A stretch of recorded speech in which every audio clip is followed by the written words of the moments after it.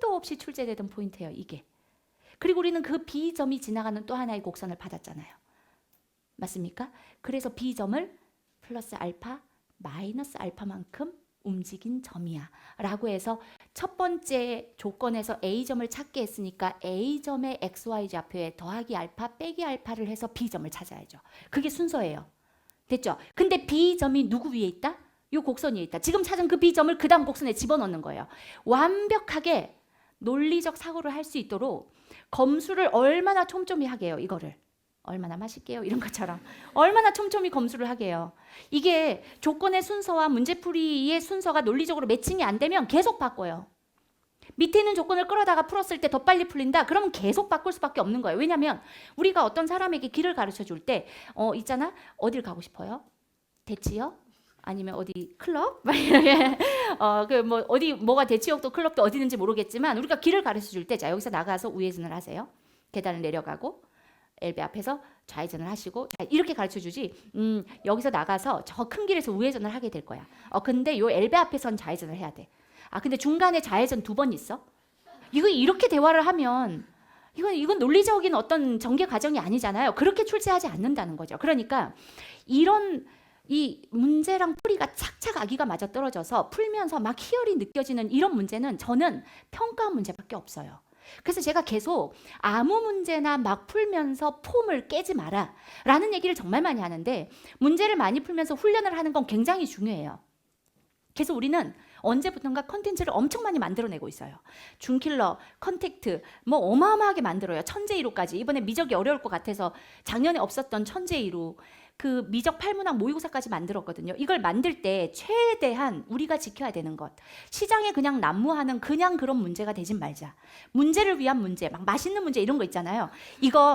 이걸 지키는 문제를 만들어주자. 그래서 우리 문제들은 저 조건의 순서를 철저하게 지키지 않으면 수학적 언어와의 소통을 해서 그 다음으로 넘어가지 않으면 안 풀려요. 그리고 지금 이런 문제가 품고 있는 이런 포인트를 우리는 수없이 제작해서 풀렸는데 이걸 풀리면 그러니까 우리가 만든 문제들은 풀면 준킬러 스판 6개 중에 하나 맞췄어요. 이게 말이 돼? 뭐 이러는데 모든 문제에 여러분들이 여기서만 겪을 수 있는 수능에 가서야 보게 되거든요. 이런 포인트를. 이게 사설에는 흔히 없어요.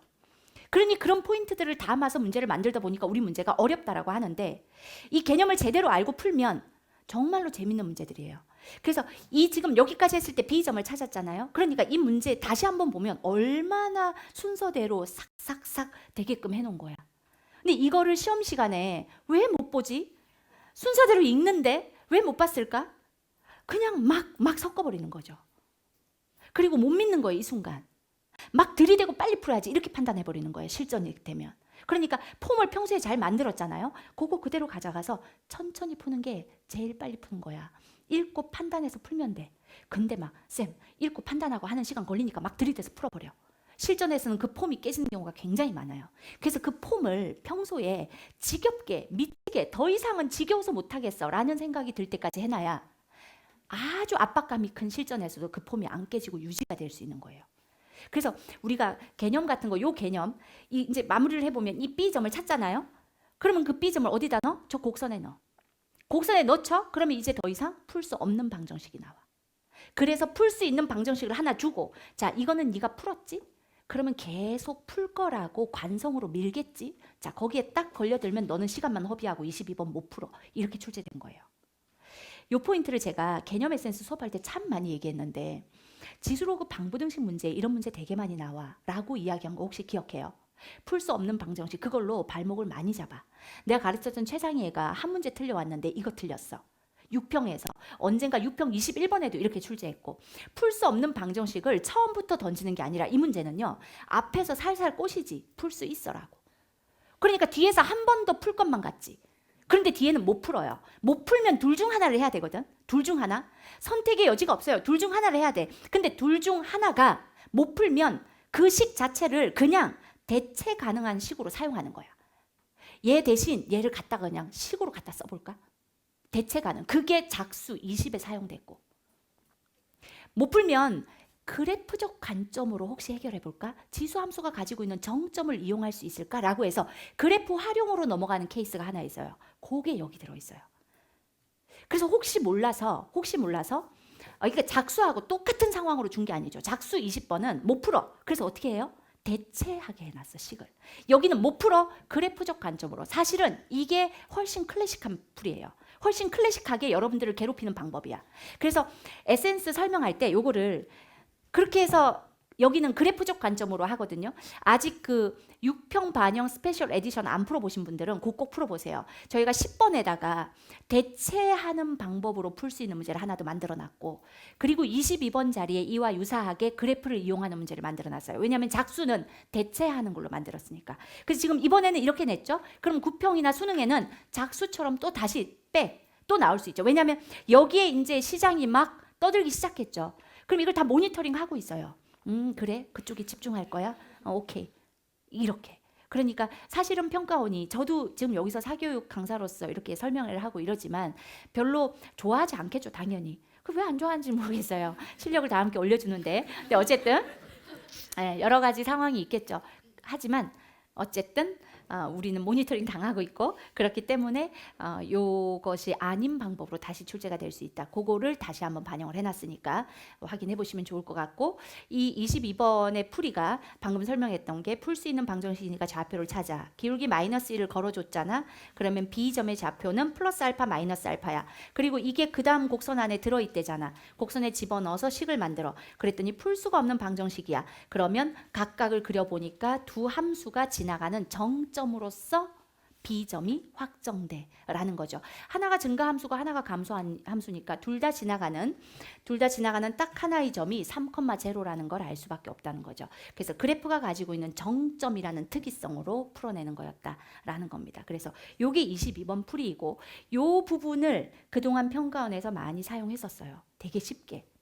그래서 제가 에센스에 평가원이 기니디 문제 중에 이렇게 쉽게 출제한 거, 그거 에센스에 안 써. 왜냐면 요거를 에센스에 쓰면 이거 나 방정식 저거 알파에 뭐 넣으니까 딱 알겠는데? 라고 생각하면서 본인이 방정식을 풀었다고 착각을 하는 경우가 많은데, 이거 방정식 문제 아니거든? 그럼 내가 그래프를 막 그리면 쌤 눈으로 봐도 알파가 1인 거 알겠는데 왜 그래프를 그려요? 라는 반감을 사기 때문에 내가 그 문제는 안 넣어. 대신 그걸 말로 이렇게 설명해 라고 하면서 설명하는 바로 이 문제예요. 2의 x제곱은 x 플러스 1이야. 요 순간 그 말을 하거든요. 매년 똑같은 멘트를 합니다.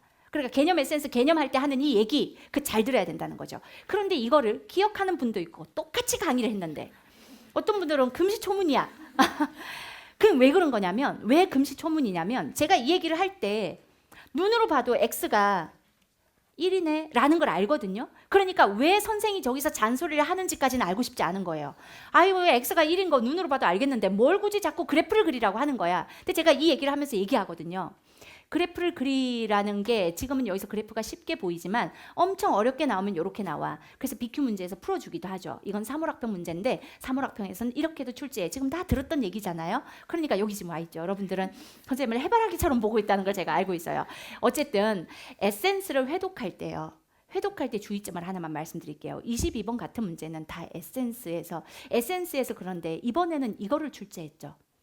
근데 또 다른 어떤 영역에서 이와 유사한 관점을 또 출제할 수 있는 거예요. 출제 의도는 뭐인 거냐면, 우리가 약속한 개념의 바운더리 밖에 있는 기술은 써봐야 수능에선 안 먹혀.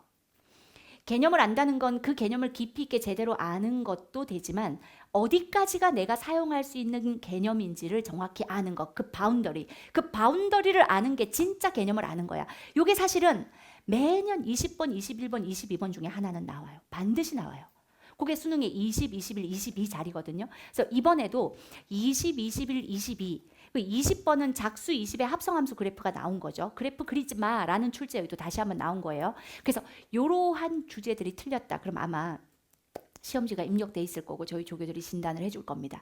그러면 너는 이거를 푸시오라고 뭔가를 줄 거예요. 그러면 거기에 이러한 유사 주제들이 다 들어있을 거예요. 오늘 이렇게 오셨으니까 이것뿐만이 아니라 이번에는 여기에 걸렸는데 다음에는 공통에서는 합성함수 미분법 쓰지 말라 했는데 합성함수 미분법 쓰면 좀 편한데 이런 생각하거든요. 시장에 그 말이 팽배하다는 걸 또 알고 있어요. 그럼 어떻게 한다? 합성함수 미분 한번 써봐. 써. 40분 그냥 쑥 흐를 거야. 정신 차려보면 40분이 지나 있을 거야. 우리 조교가 그랬다 그러죠. 첫눈에 반한 시간이 멈춘 듯한 그런 여자가 있었냐 지금까지. 그랬더니 밥을 먹다가 작수 20이요. 그래서 그랬더니 작수 20이요. 정신 차리기가 막 40분이 지나 있더라고요. 결국 다 맞추긴 했지만 분통이 터져 죽는 줄 알았어요. 뭐 이런 얘기를 하더라고요. 그래서 넌 어떻게 그렇게 되게 시간이 멈춘 것 같은 그런 느낌을 준 것도 수학 문제냐. 제가 사실은 내 이상형이 평가 문제야 이런 걸 떠들고 다녔거든요. 그랬더니 옆에 조교가 유유상종이라 그렇다. 예. 그래서 저는 제 이상형이 이런 문제들입니다. 평가 문제예요. 그러니까 개념 에센스 회독의 팁 하나. 처음에 공부할 때는 여러분들은 이 개념이 이거야? 문제 풀 때 이걸 사용해? 이런 거에 집중을 했을 거예요. 근데 두 번째, 세 번째 들을 때는 뭐에 집중을 해야 되냐면 그때 내가 경험이 없어서 겸손하지 못해서 선생님이 강조는 하는데 그냥 스쳐 지나간 것들, 그런 것들을 짚어야 돼요. 문제를 풀더라도 제가 문제를 풀면 여러분들은 다 알죠. 그 기출문제 몇 번이나 풀어봤을 거야. 하지만 문제를 풀 때 왜 내가 이렇게 푸는지 엄청 잔소리를 해요. 2점짜리에서도 잔소리 하잖아요. BQ 문제 풀면서도 막 설명을 해. 이거 왜 이렇게 푸는지. 왜냐면 그게 언제든 킬로로 출제될 수 있거든요. 이 문항카드를 만들고 출제를 하실 때 평가원 교수님들은 어떻게 출제하냐면 처음에 한 20명이 모여가지고 협의를 해요. 1번에서 22번까지 각 문항에 어떤 주제로 출제할지 먼저 협의를 해요. 그때가 가장 치열한 토론 시간이에요. 그때 22번 자리에 풀 수 없는 방정식을 주자. 그리고 그래프를 이용하게 하자라고 했는데 아니 근데 이번에는 22번에 이 주제 두 개가 붙어서 22번은 통합사고로 뭐 이렇게 규칙이 있거든요. 이 주제 두 개 붙어서 이쁘게 안 나오니까 그거 하나 떼서 이번에 10번으로 보내자. 이럴 수 있어요. 그러니까 10번 문제가 이번엔 10번인데 다음에도 10번은 아닐 수 있다는 거죠. 이게 언제든 킬러가 될 수 있다. 이렇게 30문항 카드를 만들어요. 문항 카드 30장을 만들어요. 그리고 그 30문항 카드가 어떻게 돼 있냐면 그 위에 정확히 이런 출제 의도를 갖고 출제할 거야라는 학습 목표 있죠. 그거는 어디서 워딩을 따오냐면 교과서 단원 시작할 때 위에 학습 목표 적혀 있잖아요. 거기서 따와요. 그게 출제 의도예요. 그리고 그 문항 카드를 각자 들고 들어가서 독방에서 문제를 만들어 나오는 거거든요.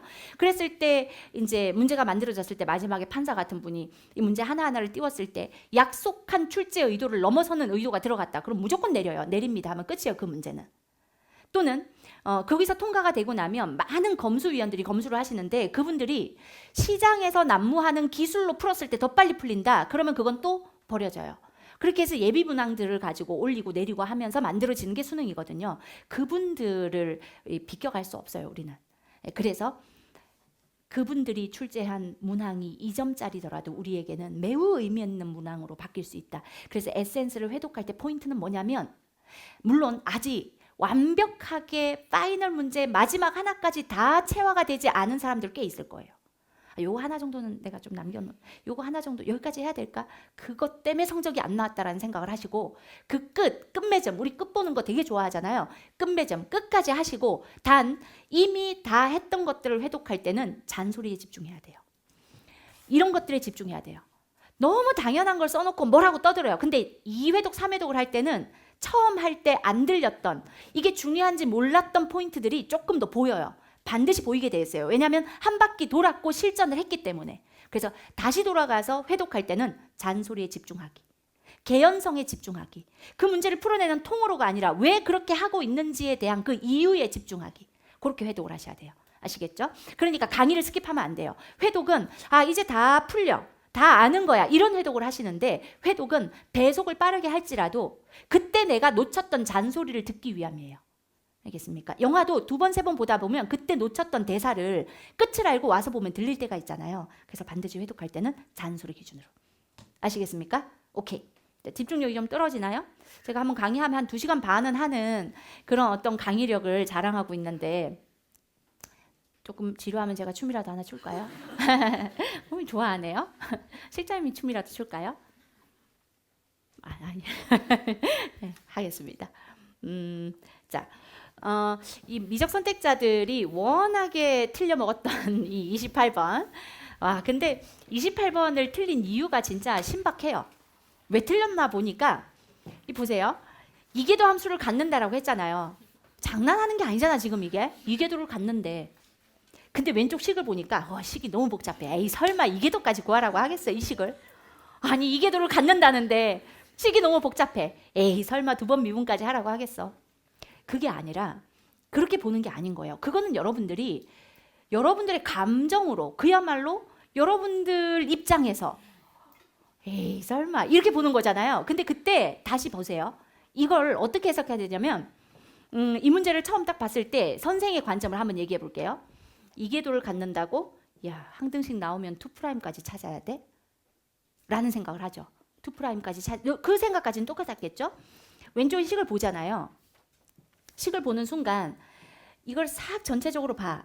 야 이게 하나의 함수를 만들어 놓은 게 아닌 것 같아. 함수를 그냥 뒤죽박죽으로 한 건 아닌 것 같아. 가장 눈에 띄는 건 뭐냐면 오른쪽에 미정계수 하나 없는 이 함수예요. 왜? 나는 교과과정 기준으로 해석하거든요. 여러분들이 미적분에서 도함수 활용해서 여러 가지 그래프 그리기 위해서 뭐 배웠죠? 초월함수와 다항함수가 뒤섞인 복잡한 함수마저도 뭘 이용해서? 도함수를 이용해서 그릴 수 있어. 잠깐 미적 얘기해도 학통 선택자들도 그대로 그냥 들으시면 돼요. 그냥 거의 수투하고 비슷해요. 네. 그러니까 이거 오른쪽 이 함수를 보면 이거 내가 어디서 배운 거야? 네, 그래프 그리기에서 배운 거야. 그러면 내 목적이 딱 누구야 되냐면 저놈이, 요놈이야 되는 거예요.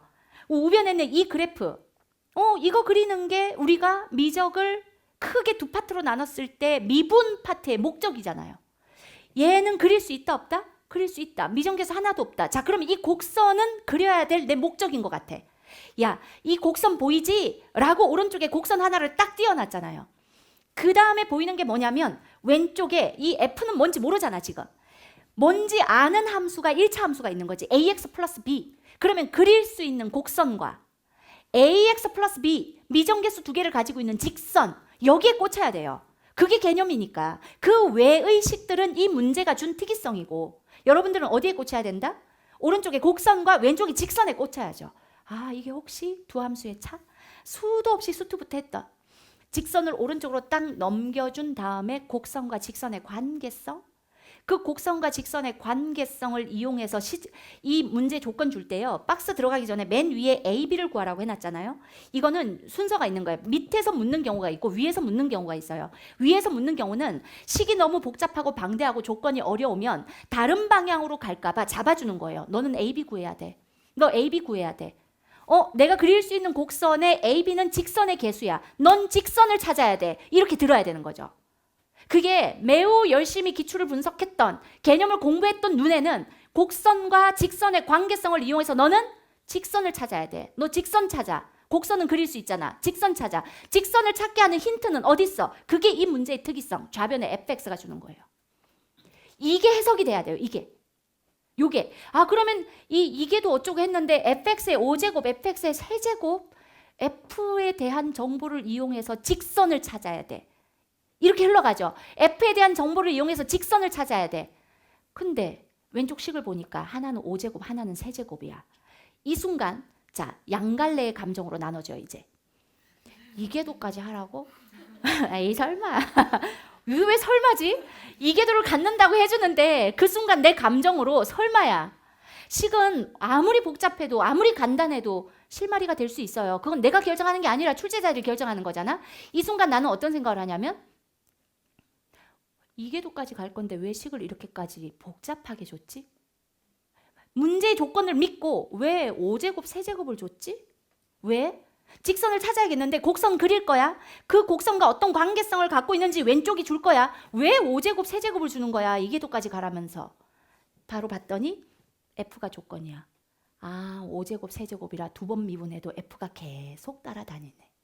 F가 계속 살아있게 해야 됐구나. 조건을, 실마리를 누구를 통해 준다고? F를 통해 주니까. F를 계속 달고 다니게 하려고 세제곱, 5제곱을 줬구나라고 생각했어요.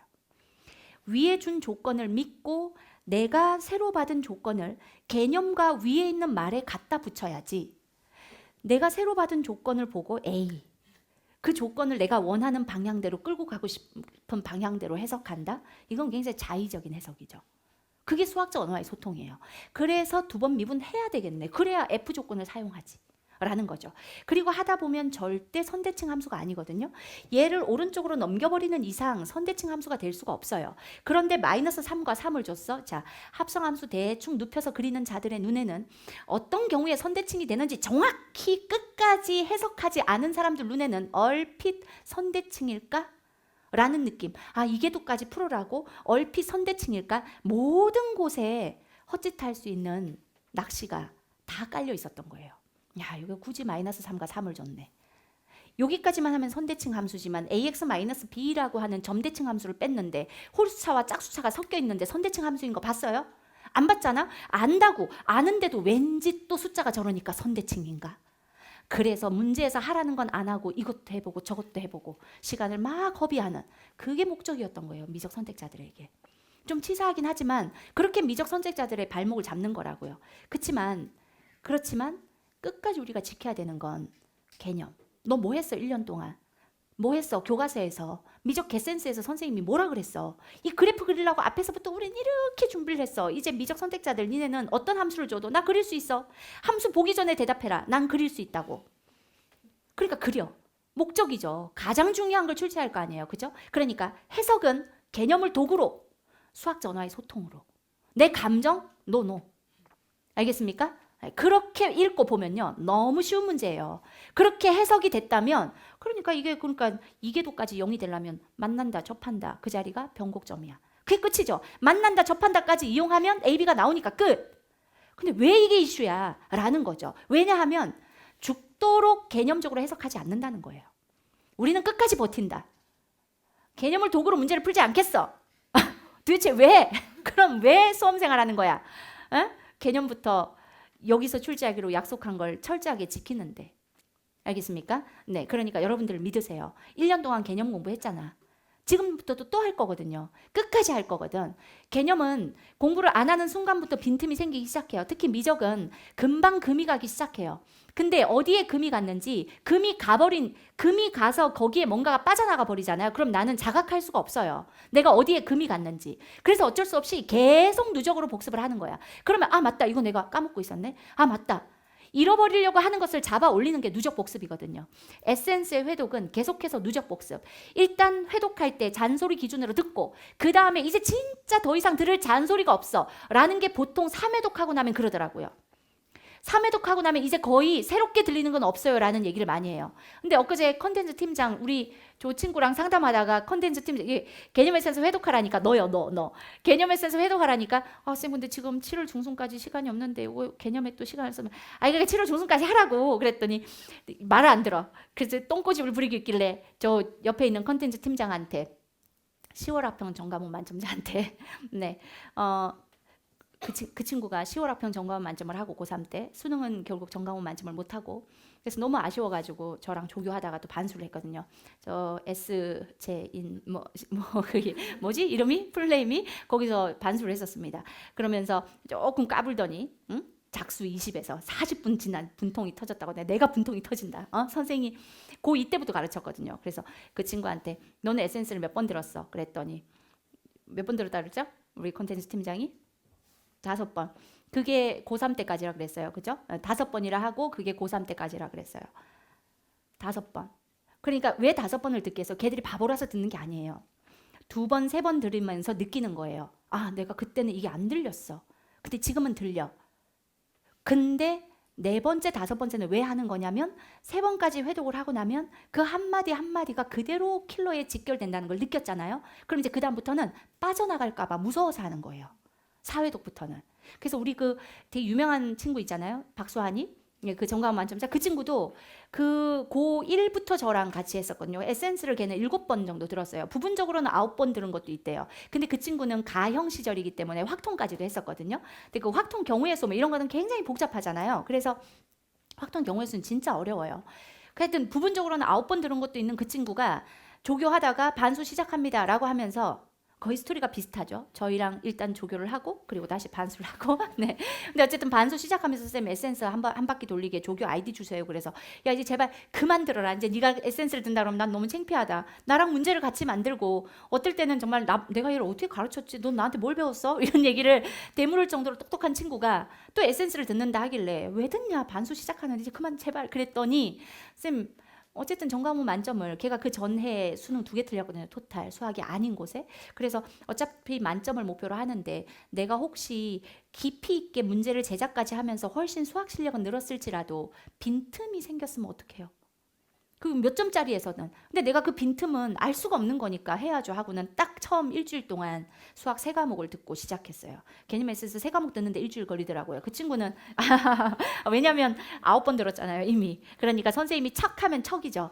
근데 그럼에도 불구하고 단 1분도 스킵하지 않고 단 선생님 2배속으로 들었습니다. 근데 2배속으로 줄줄줄 넘기면서 착착착 체크해내는 거죠. 아 이거 그때 내가 알고 있었는데 이거 조금 희미해지고 있었어. 이런 것들을. 그래서 회독은 끊임없이 해야 된다. 두 번째, 세 번째는 강의로 회독을 하시고 그 다음부터는 읽으면서 두 번째, 세 번째까지 회독하다 보면 잔소리들을 다 체크하게 되거든요. 열심히 들어야 돼요. 그 다음부터는 매주 읽어내는 거예요. 그래서 우리 신유경 같은 우리 똥꼬집 대명사 신유경 한 재수 3수? 몇 수 때 나를 만났는지 모르겠지만 어쨌든 3등급, 4등급으로 왔어요. 3, 4 왔다 갔다 하면서. 근데 겨울에 에센스 제대로 한번 하더니 눈이 애가 도는 거예요, 막. 그러더니 3월 한 번부터 쭉 100점 받았거든요. 근데 유경이가 가장 에센스의 가장 어떤 올바른 공부법을 갖고 있는데 회독을 하는 방법은 2, 3회독까지는 강의를 들어야 돼요. 잔소리 체크해야 됩니다. 그 다음에 누적 복습은 어떻게 하냐면 매주 읽었어요. 매주 3권을 읽는 거예요. 그러면 금이 생기지 않아요. 그리고 읽다 보면 또 뭔가 하는 게 생긴대요. 그러니까 처음에는 몇 시간 걸렸나 그랬더니 한 권을 읽어요. 수원을. 예를 들면 수원 개념 에센스를 넘기면서 이렇게 읽는 거예요. 그럼 읽다 보면 한 2시간 반 걸린대요. 처음에는 한 권 읽는데 개념 하나하나 읽고 BQ 문제도 다 읽는 거예요. 그러다가 좀 낯설어 파이널 문제가. 그러면 손대서 푸는 거죠. 근데 이게 뭔가 껄끄러워. 그러면 강의 확인하는 거예요. 그렇게 하다 보니까 한 권에 2시간 반.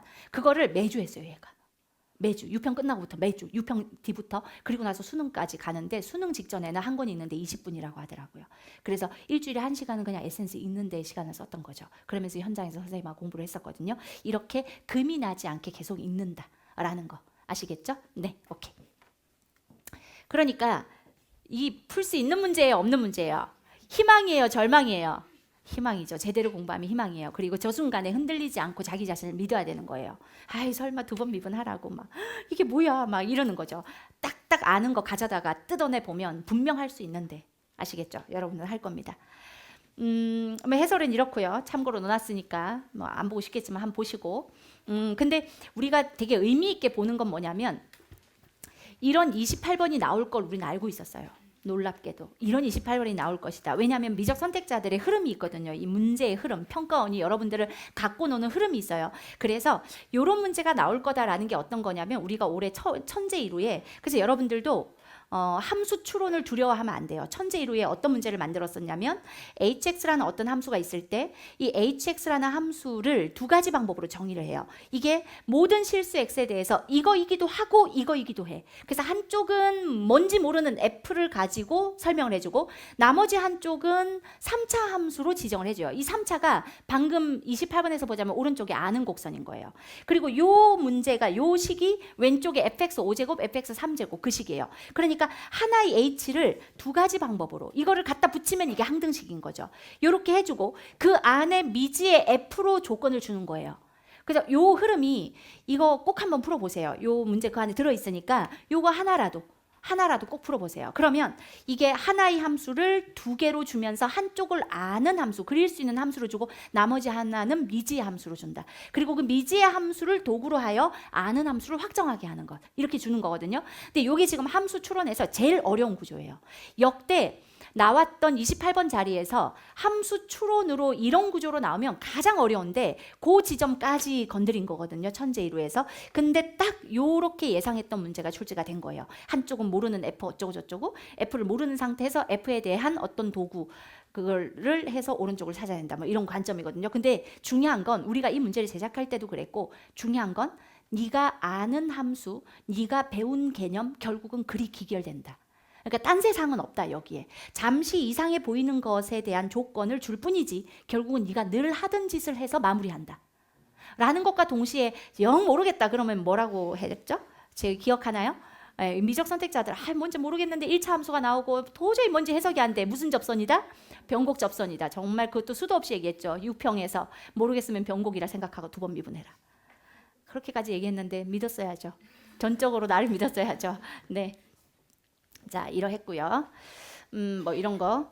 이게 합성함수도요. 이제 여러분들이 기존의 합성함수 그래프만큼 공부하면 안 돼요. 이거 되게 중요한 사인이에요. 30번. 제가 합성함수 그래프 문제를 이게 시장에 많아요. 합성함수 그래프 문제는. 근데 합성함수 그래프 문제를 설명하면서 어떤 얘기들을 많이 했냐면 이 속함수와 겉함수, 속함수가 다시 정의역으로, 속함수가 증감증하면 이게 다시 정의역으로 증감증 이렇게 들어가죠. 이 속함수의 y값이 정의역으로 다시 작동이 됐을 때 얼핏 N축 이래가지고 그래프 개형만 그려서는 못 푸는 문제를 반드시 출제한다. 그 안에 합성함수의 미분계수는 건미 곱하기 속미인데 그 각각의 미분계수를 눕힌 상태에서도 즉각 읽어낼 수 있어야 된다. 그러니까 증감증에서 이게 어디서 누구 때문에 나온 극대인지 극소인지 그걸 반드시 판단해야 된다. 그러니까 제대로 나오면 여기까지 나와야 돼. 이 워딩 기억해요. 제가 이 말을 곳곳에 쓰거든요. 합성함수 그래프가 제대로 나오면 여기까지 나와야 돼. 라는 게 미분계수의 비교예요. 그거까지 나온 문제예요, 이번에. 그러니까 이게 결국은 어디서 많이 틀렸냐면 이거 대충 했는데 절대값 안에 있는 저 값이 양인지 음인지에 대한 판단을 제대로 못한 거예요. 그러니까 본인들은 이게 뭔가 절대값 처리를 잘 못했어 이렇게 생각하는데 사실은 절대값 안에 있는 저 미분계수 속미가 실제로 양인지 음인지 그 부호를 따지는 거가 정확히 이루어져야지만 답이 나오는 문제로 출제가 된 거예요. 이건 뭐냐면 이것도 합성함수를 내긴 내야겠어. 너무 중요하니까. 하지만 그냥 n축 어쩌고 하면서 그래프 개형만 잡아낼 수 있는 정도로는 안 돼. 정확히 건미, 속미의 관계성을 끝까지 이해해야지만 풀 수 있어. 라는 문제로 나올 거라는 거. 그래서 합성함수 그래프 문제는 까다롭게 해야 돼요. 어렵게 해야 돼요. 이번에 이 맛을 본 거죠. 이거 기존에 n축 그리면 다 돼야 되는데 굳이 절대값으로 꺾어버려가지고 헷갈리게 만들었거든요. 그 헷갈림의 본질엔 뭐가 있냐면 합성함수의 미분계수는 건미 곱하기 속미인데 지금 여기서 나오는 그래서 더 깊이 있게 나오면 제가 우리가 천우신조랑 여러 군데서 사용을 해서 제작을 해놨는데 더 깊이 있게 나오면 여기서 나온 이 극대가 속함수 때문인지 겉함수 때문인지 그걸 구분하는 것까지 가져야 돼요. 그렇게 해서 믹스를 해놓으면 뭐 다들 힘들어 할 수 있죠. 거기까지 가야 근데 n축 이것뿐만이 아니라 정확히 미적분의 합성함수를 다 아느냐 요거를 체크할 수 있어요. 그래서 요것도 잘 보시고 오늘 거의 뭐 수업이죠. 네, 와서 특강 듣는 느낌이죠. 아주 잘 됐네요. 어쨌든 이 시간마저도 공부를 시킬 수 있으니까요. 그래서 이렇게 유사문항에서 그와 똑같이 제작을 해놓은 천재1호 요 문제도 한번 풀어보시고 확통 30번 이번에 확통 30번 부등식이 이따만큼 나오잖아요. 근데 이따만큼 나오는 부등식을 어떻게 풀어야 되는 거냐면 이렇게 푸는 거죠. 부등식 4개를 딱 보면 야 이거 어떡하지라고 고민이 되거든요. 근데 부등식 4개가 보였을 때 어떡하지를 해결해 주는 건 뭐라고요? 여기서 일단 첫 번째는 크거나 같다. 출제 개념은 뭐다? 중복조합이다. 확통은 심플한 싸움이에요. 중복조합이야. 크거나 같다. 는 중복조합으로 해결해야 돼. 그런데 나 조건은 F2를 기준으로 설명했네. 이 부등식을 싹 F2를 기준으로 재정리해. 라고 해서 F2를 기준으로 왼쪽에 있는 F2를 기준으로 오른쪽에 있는 부등식으로 딱 만들어서 3개의 케이스의 각각의 계산은 중복조합을 이용해서 이렇게 딱 끝나는 거예요. 이게 문제풀이에요. 풀.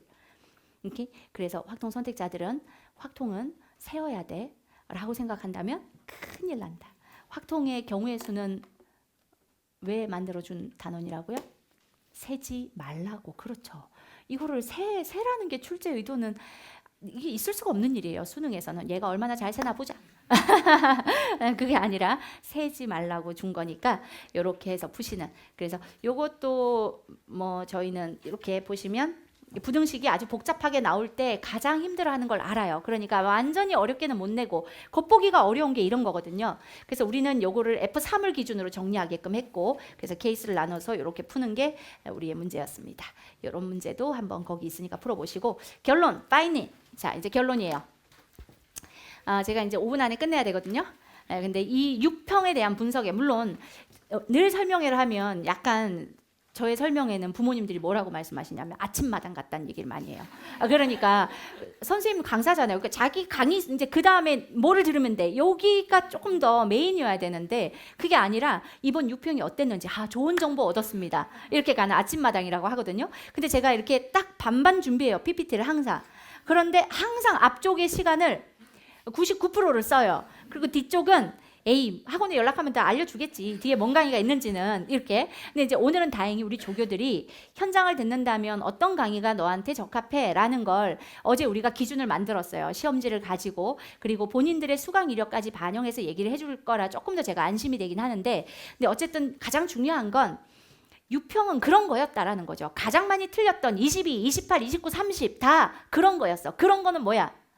개념 제대로 알고 그걸 가지고 제대로 훈련을 한 사람들은 반드시 풀 수밖에 없는 문제들이다. 절대 딴 세상에 나오지 않는다. 그러니까 제가 이 유평 해설을 하는 걸 아마 여러분들이 전문학 해설을 들었겠지만 제가 주요 문학만 하지 않는 건 그 외의 빅킬러 자리에 나온 그 주제가 다음에는 22번이 될 수 있기 때문이거든요. 물론 내 수강생들이 다 주요 문학만 틀리는 건 아니라 그런 것도 있어요. 가끔 와서 쌤 저는 이 빅킬러를 이렇게 풀었는데, 근데 중요한 건 빅킬러는요 정확하고 빠르게 풀어야 돼요. 빅킬러가 나한테 해줄 수 있는 건 중킬러 킬러를 풀 수 있는 시간을 확보해 주는 거거든. 정확하고 빠르게 풀어야 되는데 생각보다 빅킬러 풀 때 정확하고 빠르게 못 푸는 경우가 많아.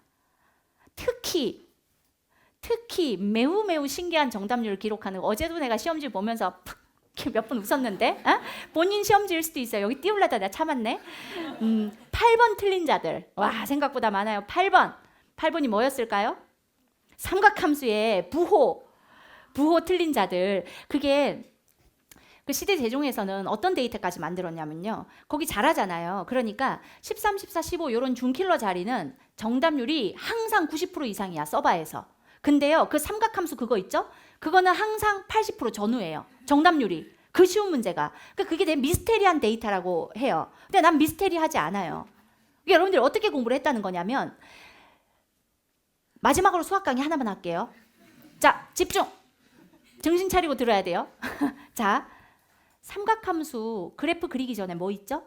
삼각함수를 위한 준비 과정 있죠. 거기서 수학자들이 x축이라는 실수축에다가 사인, 코사인, 탄젠트 함수를 그려야 되기 때문에 각이라는 것을, 각이 정의역이어야 되니까 각을 실수화하는 호도법이란 개념을 만들었고, 근데 실수화는 했는데 그 실수 정의역 축이 플러스 마이너스 무한대까지 있으니까 내 머릿속에 각은 한 바퀴 다 돌려도 360도인데 플러스 마이너스 무한대 각이 나와야 되니까 각을 확장시키는 일반 각의 개념을 만들었고, 그래서 좌표 평면에 동경, 움직일 동경을 돌려가면서 플러스 무한대에서 마이너스 무한대까지 각을 정의했고, 그러다 보니까 마이너스 700도에 대한 사인 값을 정의해야 되는데 직각삼각형에서는 정의가 안 돼. 자, 이게 포인트예요. 직각삼각형에서는 마이너스 700도에 대한 사인 값 정의할 수가 없어. 그래서 고등부 교과 과정에서 뭘 만들었죠? 좌표 평면에서 좌표로 사인, 코사인, 탄젠트를 만들었어요. 그러니까 우리가 이 고등부 교과 과정에서 묻는 사인, 코사인, 탄젠트는 좌표 평면에서 찾아야 돼. 그래야 실수를 안 해. 귀신같이 알아요. 어떻게 내면 풀마가 헷갈릴지. 좌표 평면에다 그리는 사람은 절대 틀리지 않아요. 아, 난 지금도 안 틀려. 난 어제 보니까 직각삼각형 무려 7개 그린 시험지 속으로 내 건가? 네? 직각삼각형을 그려서 거기다가 부호를 부여하면 그 과정에서 실수가 일어날 수 있다고요. 근데 그게 3점짜리예요. 그러면 킬러 저런 거 4점짜리인가? 이번에 몇 점으로 나왔죠? 뭐 하여튼 3점 또는 4점, 일반적으로 3점으로 나오죠. 일반적으로 5, 6번에 나올 텐데 30번, 28번 하나 맞추려고 시간을 얼마를 써요? 에너지를 얼마나 써? 근데 그 잠깐의 그 겸손함, 이거 직각삼각형 그려가지고 마이너스야, 땡 그렇게 틀려버리면 그 가성비 좋은 문제 하나를 날리는 거죠. 1분이면 얻을 수 있는 3점을 이번에 뭐 282, 2830 세 문제 남기고 50분 남았는데 세 문제 다 틀렸다. 사연 많죠? 50분 동안 세 문제에 집중을 해도 안 풀리는 문제들을 여기서 3점을 그냥 준다는데 겸손하게 해야 되거든요. 그런 것까지 우리가 다 체크해놨습니다. 그런 경우에는 무엇을 해야 하는지, 그런 것들까지 체크를 해서 여러분들께 진단을 해줄 테니까 겸손하게 들으시고, 여기 앉은 조교들이 여러분들을 위해 선생님과 잠을 자지 않고 또 열심히 준비를 했으니까 잘 받아들이시고, 쉬웠지만 진짜 개념을 묻는 문제들이다라는 거 첫 번째, 공통과목, 확통, 기하, 미적은 어려웠지만 진짜 개념을 들여다본 학생이라면 풀 수 있었다. 시작부터 끝까지 또 뭐래요? 개념이래죠. 개념 에센스에서 가르친 거 가지고 풀면 되니까. 그래서 이 유평 해설, 전문학 해설 그래서 들어봤을 때 제가 갑자기 이 해설에서 갑자기 다른 말 하는 거 들어봤어요? 못 들어봤어요? 못 들어봤죠. 시즌 1부터 하던 말 그대로 똑같이 하죠. 그러니까 여러분들도 그대로 수험장에 가서 풀면 된다는 거예요. 배운 대로. 자, 그다음 두 번째는 진단 키트 역할을 했다. 이번에 고3이 많아지고 N수생들이 줄었어요. 그러다 보니까 지금 이 6월에 확 어렵게 내버리면 고3들은 못 풀어요. 왜냐하면 이런 경험이 없기 때문에 멘탈적으로 확 밀려버리거든요. 결국 실전은 기세인데 기세에 밀려버려서 이 고3들이 어느 정도 실력을 갖고 있는지 체크조차 못할 때가 있어요. 그래서 이런 표본에서는, 이런 분포에서는 쉽게 내야 돼요, 6평을. 그래서 이 똑같은 주제에서 낼 수 있는 난이도의 하한선을 낸 거예요. 근데 그렇다면 그냥 쉽게 내려고 그런 거 아니야? 아니에요. 쉽게 내려고 했으면 22번 또는 282930처럼 내면 안 되지. 다 쉽게 내려고 했던 게 아니라 어디까지 풀 수 있는지를 보려고 하는 1단계였던 거. 제 느낌에는 그래요. 물론 100%라고 볼 수는 없지만 9평은 6평보다 그러면 그 다음 요 정도는 풀어? 라는 거. 그래서 9평은 문항별 난이도가 조금 달라질 수 있을 것 같아요. 목적상. 그래서 요 정도면 다 풀었는데 요 정도는 못 풀어. 이 정도는 풀어. 요거를 체크해서 거기서 적정한 난이도를 수능에서 출제를 하겠죠. 최근에 수능의 표점이나 1등급 컷은 굉장히 칭찬받았어요. 그걸 완전히 깨진 않을 거예요. 그런데 표본이 독특해요. N수생이 작년 대비 확 줄고 지금 현재 6평 기준으로 고3들이 늘었기 때문에 얘들은 또 어떡하지? 라는 생각을. 그런데 3월 합평 5월 성적 보니까 1컷 장난 아니야. 그죠? 장난 없어. 이거 어떡하지? 그렇다면 똑같은 주제라면 하한선으로 단계별로 내자라고 한 거예요. 그래서 진단 키트 같은 역할을 했으니 유경이 요거 보니까 코로나 그거라 하더라고요. 뭘 가져와도 어쨌든 요즘 코로나 다시 유행한다고 들었는데 아닌가요? 아닌가 보네. 아무튼 뭐 괜찮네. 그리고 이게 이제 난 이거 처음에 캐스트에서 봤죠. 캐스트에서 이거 갖다 쓸 때 이게 뭔지 몰랐어요. 근데 이제 나중에 사후적으로 얘기해 주더라고요. 그래서 머리카락과 머리카락을 만나면 이게 뭔가 이렇게 교감을 하는 거다. 뭐 이렇게 작수와 올 6이 교감이 된 거다라는 얘기를 하는데 이 보통은 2년을 기준으로 비슷한 문제가 나오는 경우가 많아요. 그래서 문항의 틀은 2년 전하고 비슷해요. 2년 전 6평하고 수능하고 비슷해요. 그래서 2년 전이 저한테는 또 우리에겐 매우 중요한 기준이 됐죠. 물론 우리가 겨울부터 지금까지 가르치면서 우리 문항들의 적중이란 이슈가 꽤 많이 붙어 다니고 그 적중이란 이슈가 붙은 지가 한 10년 정도 된 것 같아요. 그래서 어느 때부터는 이제 적중이 안 될까 봐 겁이 나는 거예요. 저렇게 당일날 여기저기서 에센스 어디서 나왔어? 야, 천우신 뭐랑 똑같아. 그런 말이 안 올라올까 봐 좀 무서울 때가 있어요.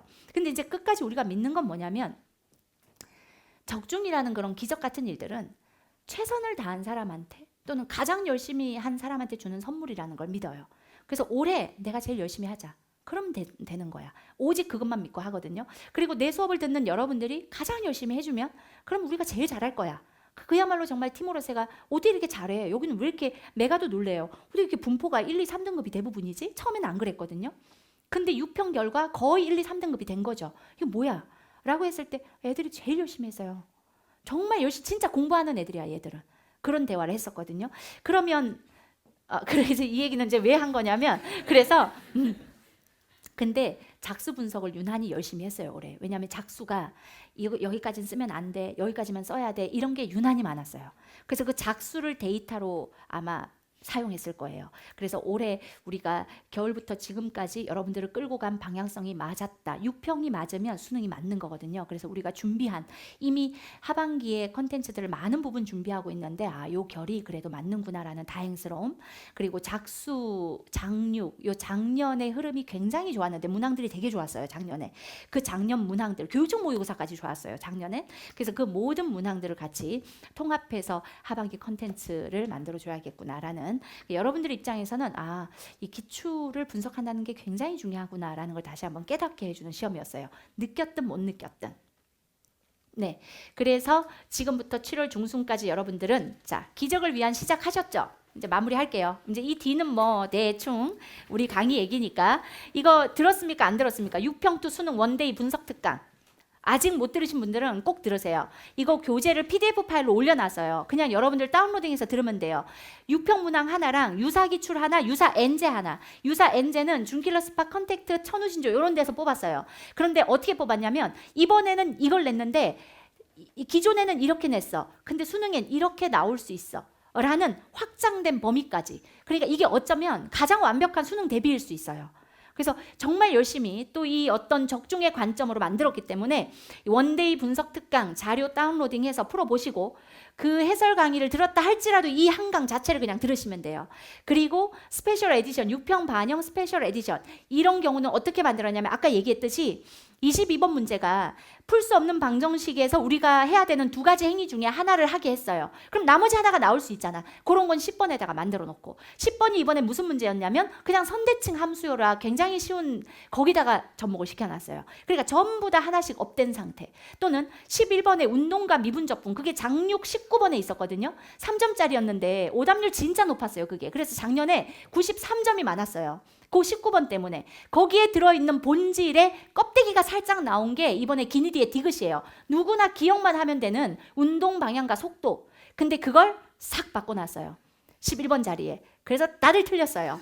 아, 이 문제를 이렇게 낼 수 있냐. 그렇게 낼 수 있죠. 거기에 뭘 접목시켰냐면 미적 28번에 갑자기 튀어나온 사이값 정리를 11번 자리에다가 이 위치 함수와 속도 함수를 정확히 아는 사람들은 거기서 평균값 정리를 쓰라고 그런 식으로 섞어놨어요. 그러니까 세상에 없는 모의고사라고 저는 자부해요. 이 6평 반영 스페셜 에디션 꼭 풀어보시고 여기서 시작하시라고.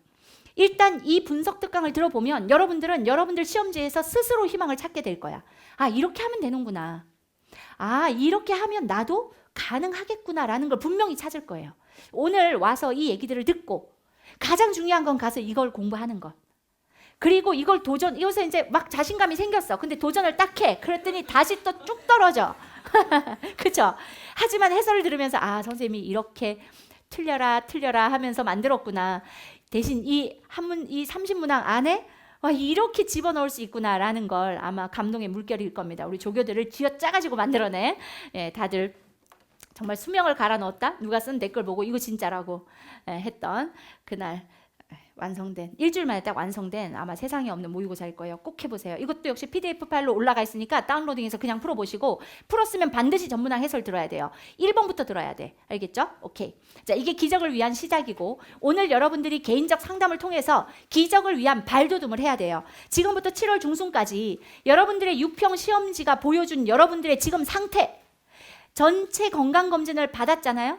그럼 이제 처방전을 받아야죠. 그 처방전을 최대한 우리가 여러분들에게 객관적으로 잘 맞게끔 만들었으니까 7월 중순까지 무엇을 하고 있어야 되는지를 요렇게 오늘 처방전을 받을 거고 여기에 있는 디테일한 것들을 조금 더 현장에 오신 여러분들께 맞게 어제 새벽에 다 수정을 했어요. 사실 이걸 어제 하루 종일 작업을 하고 그리고 아침까지 최종적으로 프로그램 만들고 해서 지금 이게 수정된 거예요. 그래서 여러분들 시험지가 이미 다 입력이 되어서 다 처리가 되어 있는 상태고 저는 그걸 이렇게 봤죠. 세상에. 네. 아, 13번을 내가 아무 강의에서 장육, 작구, 작수 13번 똑같은 출제 의도로 나왔어. 야, 이게 13번에 나오는 이유는 이거야. 요식 외에는 어떤 것도 다 헛짓이야. 라고 했는데 그 13번 여전히 틀린 분 계시고 여전히 헛짓을 하시고 와, 그래서 역시 가르칠 게 아직은 있구나. 네, 그런 생각을 했습니다. 요거 가지고 여러분들 진단 받으시고 한 사람당 약 7분에서 10분 사이 진단을 해줄 수 있을 거예요. 그래서 일단은 이게 여러분들 시험지를 반영한 상태이기 때문에 요거에 대해서 조교들이 설명을 해주는 걸 잘 들으시고 1번 당신은 개념의 완성도가 낮습니다. 그러므로 실전력은 더 낮을 수밖에 없습니다. 개념이 잘 안 돼 있으면 실전력이 나올 리가 없지요. 이런 뼈아픈 얘기 들으시고 그리고 AI처럼 얘기해 줄 거예요. 당신은 수험보다 수투가 좀 안 되는군요. 뭐 이런 거 이렇게 쭉 해주면 잘 듣고 다 듣고 난 다음에 특별 처방까지 나갈 겁니다. 아마 여러분들에게 어떤 자료도 추가로 주고 특별 처방 나가면 그거까지 받으시고 그리고 시간이 조금 한 1분 정도 남는다면 먼저 들은 다음에 저는 이러한 불편함이 있습니다. 조교님한테 하나쯤 여쭤보면 다 공부 열심히 하고 잘했던 산전수전을 겪은 조교들이라 아마 그에 대한 처방을 잘 해줄 수 있을 거라고 생각을 합니다. 알겠습니까? 네, 자, 기적을 일으킬 우리 시즌 3 커리큘럼은 울트라 캡션 그랜드 파이널 멋있죠? 이거 누가 댓글 보니까 되게 웃기던데 기숙인 아빠 장바구니에 담겨있는 울트라 캡션 그랜드 파이널 주문해줘. 그랬더니 우리 조교가 그러면 어떡해요? 크크. 그러니까 조교가 아빠 너 요즘 무슨 일 있니? 이렇게 울트라 캡션 그랜드 파이널. 또 요거에 이름에 또 걸맞게 이 문항들 저희가 사실 이 울트라 캡션에 들어가는 건 컨택트 라인이에요. 컨택트에 하나하나 주제를 딥하게 파잖아요. 그거를 싹 N제로만 만들어놨는데 근데 이번에는 실전력이 있어야 되니까 쉬운 거부터 어려운 것까지 전체 라인업을 했거든요. 근데 이름을 이렇게 만들고 나니까 조금 더 부담되잖아요. 디자인도 그렇고 이제 울트라 캡션이어야 되잖아요. 그래서 문항을 마지막으로 한 번 더 제가 검증해서 싹 교정을 하려고 보고 있습니다. 그리고 스판 넘버 5 넘버 5 아니죠? 그건 뭐죠? 그건 샤넬이고 이건 뭐죠? 이건 주요 구문항. 스판 넘버 9 플러스 실전 모의고사. 요게 8주 동안 8주 아니고 여기서 썸머로 시작해요. 대치에서 썸머로 진행을 합니다. 그리고 분당에서는 대치 썸머로는 울트라 캡션 그랜드 파이널 수원 수투를 진행하고 분당에서는 매주 한 번씩 해서 8주간, 여기서는 일주일에 2회씩 해서 4주간 해서 울트라 캡션 썸머에 끝내버리자라는 거고, 그리고 강의를 크로스로 줄 거예요. 그리고 수원 수투는 울트라 캡션 저 너무 좋은데 수원 수투는 여기서 듣고 미적은 분당 가서 듣고 이럴까봐 양쪽에서 강의를 해서 크로스로 영상을 드릴 테니까 반대로, 그래서 그냥 왔다 갔다 하면서 여러분들 들을 수 있게. 오케이? 이해되셨죠? 자세한 설명은 더 할 수가 없어요. 시간상. 울트라 캡션 그랜드 파이널 여기서는 썸머로 끝낸다. 4주간 확 끝내버리자. 단원별 엔제라고 보시면 돼요. 우리의 영혼이 녹아있는 엔제. 그리고 스판 넘버 9 이건 뭘까요? 넘버 9? 그렇죠. 주요 9문항이죠. 여기서 주요 6문항은 확통 선택자들이 보셔도 되는데 그건 온라인으로 업로드를 해드릴게요. 여기서는 일단 제가 올해 미적반을 책임져야 되는 임무를 띠고 있기 때문에 미적까지 3문항 합쳐서 주요 9문항을 테스트 보고 그거에 대해서 탈탈 털어주는, 마치 시즌2에 컨택트가 있었다면 시즌3에는 주요 9문항이 있는 거예요. 시즌2에 뭐라고? 틀렸죠. 시즌2에 컨택트가 있었다면 시즌3에는 울트라 캡션이 있는 거고, 시즌2에 준킬러 스팟이 있었다면 준킬러를 깨부셨어? 그러면 이제는 킬러까지 해서 9문항을 깨자라고 하는 게 요게 스팟 넘버 9이 될 겁니다. 그래서 요 부분을 계속 훈련하는 거죠. 준스팟도 우리가 한 12주 동안 매주 사코 법칙 하나씩 했거든요. 그랬더니 나중에 사코 법칙은 웃더라고 문제 나오니까. 그거 느꼈어요? 준스팟하고 사코 법칙 이제 조금 만만해졌다 느꼈나요? 수능 날은 느낄 거예요. 아직은 괜찮아요. 네, 괜찮습니다. 뭔가 하나 물을 때마다 눈에 공포감이 막 오는데, 네, 다 괜찮아요. 그리고 파이널 천우신조와 오메가를 섞어서 진행하는 실모반. 그래서 이 실모반 하나에 뭐 이렇게 내가 좀 1, 2등급이다. 요렇게 세트. 내가 3, 4등급이다. 요렇게 세트 뭐 이렇게나 현장에서는 뭘 들으면 좋을까요? 라는 질문을 많이 해서 그것도 그 진단지에 아마 추천은 해줄 겁니다. 선택은 여러분들의 자유지만 여러분들에게 딱 맞는 걸 추천을 받고 선택을 하는 게 좋으니까 이렇게 알려줄 거고, 각각의 반에 대한 설명은 이렇게 진행이 됩니다. 이건 뭐 다 강좌기에서 올라가 있어요. 러셀에 그냥 클릭해서 보면 되는 거죠. 시간표 있고 다음과 같아요. 자, 긴 시간 오늘 이렇게까지 길게 할 건 아니었어요. 내가 또 시간을 오버했어. 그래서 뒤에 또 난리가 날 텐데 어쨌든 이렇게 긴 시간 저도 모르게 또 강의를 해버린 건 또 이게 또 수업하는 거랑 비슷해. 한번 들어오면 제가 나가질 않거든요. 근데 저도 안 나가지만 이 수강생들도 쉬는 시간마저 못 가시게 해요. 그래서 한번 들어오면 2시간 반씩 수업을 해버려서 너무 힘든데, 근데 그 시간이 정말 행복한 시간이거든요. 그래서 오늘 들어와서 지금 여러분들이 이렇게 또 앉아있으니 나도 모르게 막 강의를 해버렸단 말이죠. 근데 이제 아무리 바빠도 마지막으로 여러분들께 꼭 해주고 싶은 하나만 얘기해도 될까요? 한 1분 정도? 실장님 괜찮을까요? 자, 실장님이 이제 나를 끌어내기 직전일 것 같은데 끌려나가기 직전에 하나만 얘기를 해보면, 아까 맨 앞에 제 커리가 있었잖아요. 제가 커리가 굉장히 독특해요. 내가 독특하다 막 이러면 유경이 들어와서 놀리는데, 맨 앞 페이지로 가서 제가 어떤 커리를 갖고 있나 한번 볼게요. 굉장히 많은 걸 설명했네요. 예. 제가 여기에 사실 숨어있는 저의 커리가 있어요. 그게 뭐냐면, 저는 일단 고대 전전공을 졸업했고, 고대 전전공 어릴 때부터 19살 때까지는 단 한 번도 빠짐없이 빈틈없이 오로지 꿈이 수학 선생님이었어요. 그래서 초등학교 때부터 이렇게 친구들 앉혀놓고 수업하고 막 이런 게 굉장히 익숙했고, 중학교 때가 돼서는 이제 처음엔 초등학교 때는 한 명씩 1대1로 가르쳐줬는데, 중학교 때부터는 야 네가 설명하면 이해가 너무 잘 돼, 수학이 재밌어 라고 얘기를 해서 그럼 이제 한꺼번에 효율적으로 하자 해서 앉혀놓고 수업을 하기 시작했고, 이제 고등학교 때는 계속 이제 고등학교 수학은 어려워지잖아요. 그러니까 공부를 하고 있으면 항상 질문을 하니까 이 친구들한테서 질문을 받다 보면 그때는 저는 시골이기 때문에 학원이 없었어요. 그러니까 질문을 할 수 있는 사람이 학교 선생님밖에 없는데 선생님들은 대부분 이해가 안 되면 외워 막 이렇게 말씀하시니까 그래서 제가 그때 질문을 받다가 한 번도 그 시험 범위를 다 공부를 해본 적이 없어요. 그러니까 앞에 공부하고 있는데 질문을 받다 보면 그 뒤에 공부를 다 못하는 거예요. 근데 그렇게 이제 그 가르치는 수학을 가르친다는 것에 굉장한 행복을 가지고 19살까지 살았었어요. 근데 이제 재수를 하면서 어떤 생각을 했냐면 나 너무 똑똑한 것 같아. 막 이렇게 오만방자한 생각을 이렇게 살다 보면 몇 번 하게 됩니다. 그러면 인생이 꼬이기 시작하는데, 나 너무 똑똑한 것 같아. 그런데 내가 그냥 수교과를 가긴 너무 아까워. 아니 무슨 어떤 수교과를 나와도 너는 학교 선생님 이렇게 네모난 학교의 선생님 다 선생님. 내 이 능력을 막 발휘하면서 살기에는 학교는 너무 좁아. 그래서 내가 학교 선생님을 하지 않겠어. 그 정말 말도 안 되는 생각이에요. 지금 생각하면 지금 되돌아보면 학교 선생님 했을 것 같아요. 학교 안에서 구현할 수 있는 게 굉장히 많았었다라는 걸 나중에는 깨달았는데 그때는 그랬어요. 그래서 나는 세상을 날아다니는 직업을 가져야 되겠어. 뭘까 생각해 보니까 IT 업계에 종사를 해야겠군. 그래서 커리어우먼으로서 세상을 날아다닐 거야. 그래서 내 수능 성적으로 딱 갈 수 있는 안정권 해서 고대 전전공을 딱 선택을 한 거예요. 그리고 뭐 서울대 뭐 나전과 이런 보지도 않았어요. 그냥 나는 고대 전전공 가서 무조건 합격해서 난 커리어우먼으로서 세상을 날아다닐 거야 막 이렇게 생각했죠. 근데 딱 3월에 후회를 하기 시작했어요. 3월 딱 들어갔더니 그 처음에는 이제 미적분 뭐 이런 걸 배우니까 뭐 통틀어서 고대 전교 2등도 하고 막 1등을 못했어요. 미적분학을 일반 물리학 뭐 이런 거 굉장히 잘했거든요. 그래서 역시 난데 이랬는데요. 그런데 이제 전공 과목이 시작되면서부터 이 기계를 통해서 인간에게 주고자 하는 그 혜택이라는 것이 내가 원하는 내 삶과 너무 안 맞는 거예요. 나는 기계를 통해서 하나씩 얻는 것보다 그로 인해 잃어버리는 것들이 훨씬 내 눈에는 커 보이고 소중해 보이는데 이게 내가 잘하는 공부, 좋아하는 공부와 내 인생 철학과 이렇게 안 맞을 수도 있구나. 근데 어떻게 이미 재수까지 해서 우리 엄마 아버지는 시골에서 농어촌에서 어부시고 농부시거든요. 그 고생을 시켜놓고 동네에서 이렇게 버스 타면 다 아는 거 있죠. 너가 누구 딸이구나 뭐 이렇게.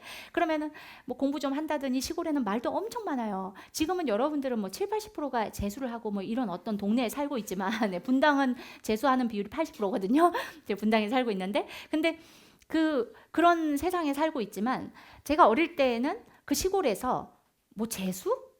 무슨 여자애를 재수 막 이랬던 시절이에요. 그래서 그 부모님을 거기다 놓고 제가 도망 나왔거든요. 이 짐 싸가지고 엄마 나 버스표 하나만 이렇게 해서 서울로 도망을 와서 서울에서 직장을 다니고 있던 큰 오빠한테 가서 오빠 나 재수하러 왔어.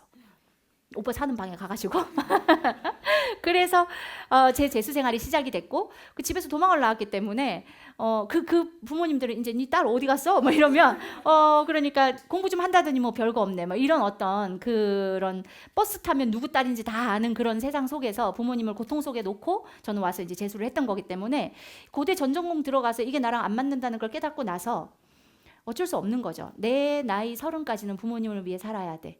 최소한 나 너무 고생을 시켰잖아. 마음고생을. 그리고 그 없는 집에서 어쨌든 이런 어떤 힘든 걸 했으니 나 그냥 내 인생에 뭐 인생 한 100년 넘게 산다는데 뭐 한 30살까지는 부모님을 위해 살자.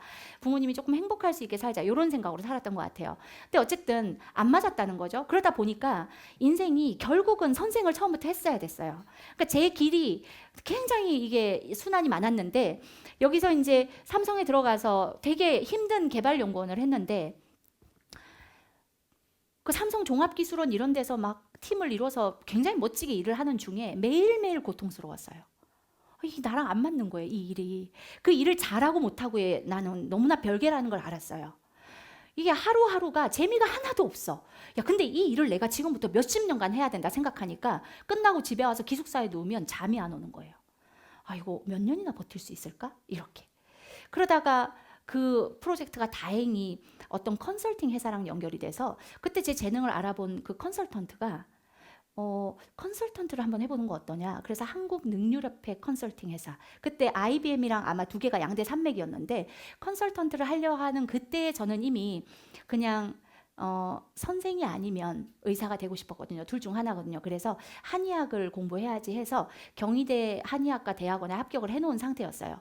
그런데 이제 그 9개월 정도 한 텀이 있었어요. 그래서 그 시간 동안 능유럽의 컨설팅 회사에서 컨설팅을 배웠어요. 그게 왜 했냐면 저는 시장이 되게 궁금했거든요. 늘 공학만 했기 때문에 시장에서 이 시장을 움직이는 힘은 뭐지? 근데 그게 기획이고 마케팅 쪽이었기 때문에 그거를 잠깐 경험하고 한의학을 했죠. 근데 한의학 대학원을 다니고 있는데 등록금을 벌어야 되잖아요. 저는 항상 제 인생을 제가 만들었거든요. 근데 아르바이트로 주 3일 일을 하는데 강의를 하는데 그 학원 원장님이 밖에서 강의만 들으면 저한테 학원 합시다. 나랑 학원 5년만 합시다. 매일 꼬셔요. 그냥 저는 한의사일 겁니다. 한의사 이제 이 하향 산업이고 이제 저랑 병원 딱 5년만 하면 병원 학원 5년만 하면 병원 짓는다 하면서 막 저를 꼬셔요. 그래서 저는 아무리 한의학이 하얀 길이어도 세상에 마지막 하나 남는 한의원이었다면 그건 제가 하는 한의원일 거고 미국의 대통령이 헬기 타고 나한테 침 맞으러 오는 그런 한의원을 만들 테니까 내 꿈에 대해서는 건드리지 말라 했거든요. 근데 이게 너무 좋아하는 거야, 학생을. 지금도 내려가질 않잖아요. 지금 이제 아마 조교들을 시간 보면서 이 쌤 어떡하라는 거예요. 지금 막 애가 탈 텐데 여기 실제 그렇대요. 근데 이 한의학을 이제 그 한의학을 하면서 강의를 하면서 계속 이쪽으로 끌리는 거예요.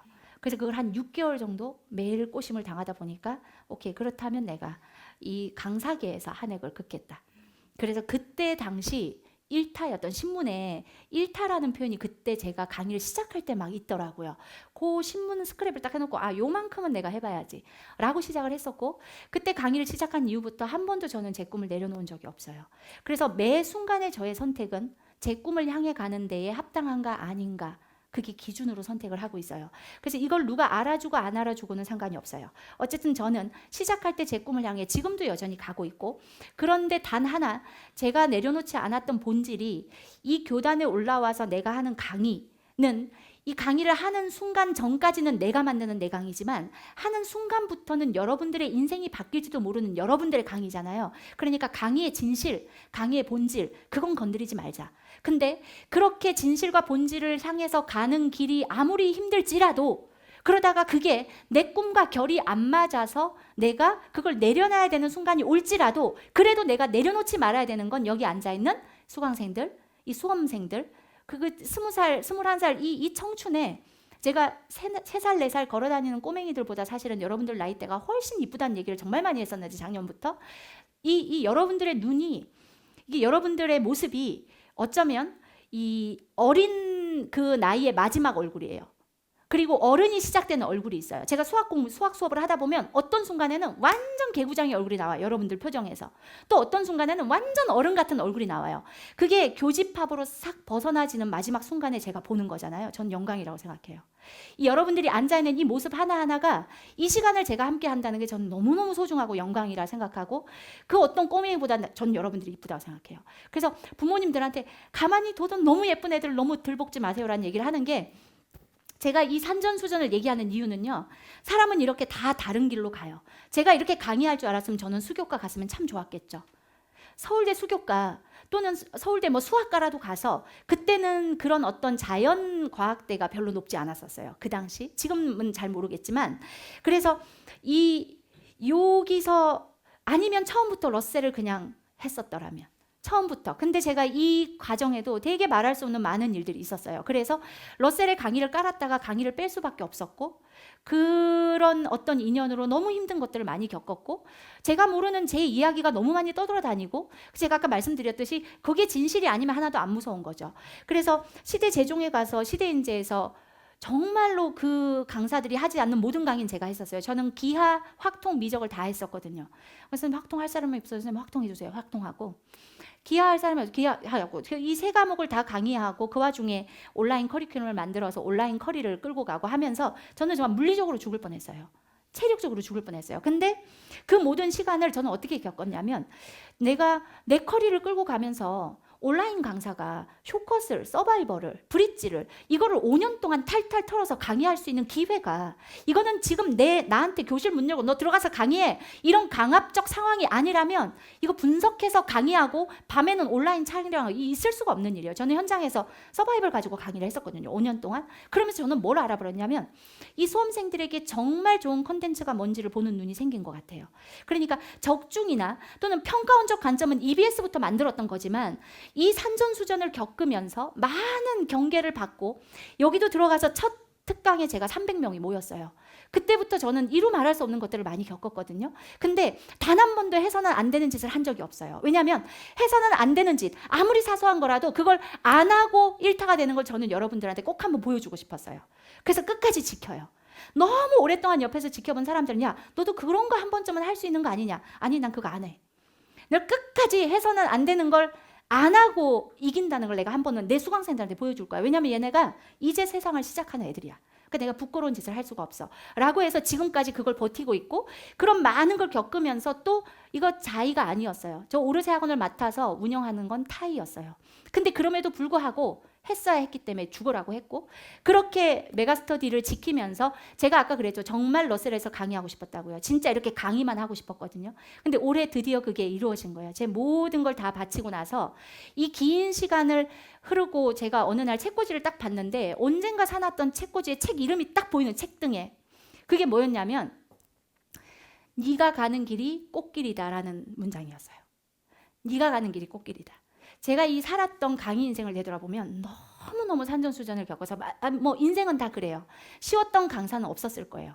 근데 와, 나는 어떻게 이렇게 했지? 난 어떻게 이런 일을 겪었지? 라는 것들이 너무 많은데 그 순간순간 저는 언제나 초긍정 마인드가 있기 때문에 야, 이 기회에 나는 이걸 경험해봤잖아.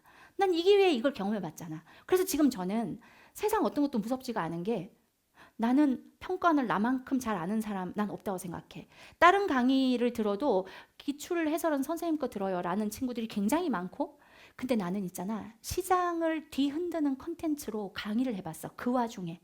그래서 나는 사설 문제들이 어떻게 만들어지는지 그 시작부터 끝까지를 알아. 그래서 나는 최고 좋은 문제까지 만들 수 있어. 그러니까 이 본질은, 이 진실은 그 누구도 나를 못 이겨 라는 생각으로 가고 있거든요. 저는 저 15년이에요. 저한테 저 시간이 15년이었어요.